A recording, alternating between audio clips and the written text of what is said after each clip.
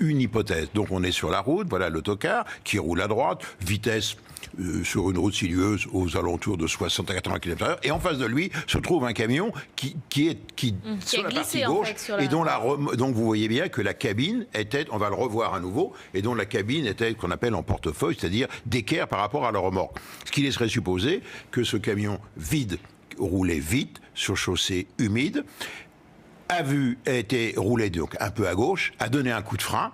qui est la réaction normale, et le coup de frein sur un camion vide, un semi-remorque, eh bien, amène à mettre en portefeuille. Donc voilà, on revoit l'autocar qui roule à vitesse normale sur la partie droite de la chaussée, et devant lui, ça demande 2 secondes, découvre un camion qui est sur la partie gauche de la chaussée, face à lui, avec la cabine en travers. Et là, le choc,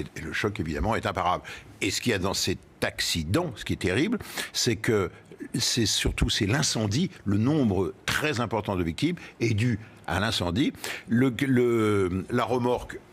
étant, vous voyez, intacte, c'est le tracteur qui est perpendiculaire à la chaussée, qui a été heurté sur son flanc gauche, là où se trouve le réservoir de carburant, le réservoir hydraulique pour les grues qui servent à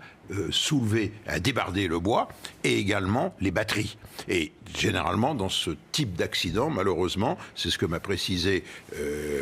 Jean-Jacques Julien de Dépanne 2000, eh bien, il y a un court-circuit qui se produit au niveau des batteries qui sont écrasées, et comme le réservoir éclate sous l'impact, il y a un brouillard de gasoil qui se forme et qui immédiatement s'enflamme et s'est propagé sur l'autobus.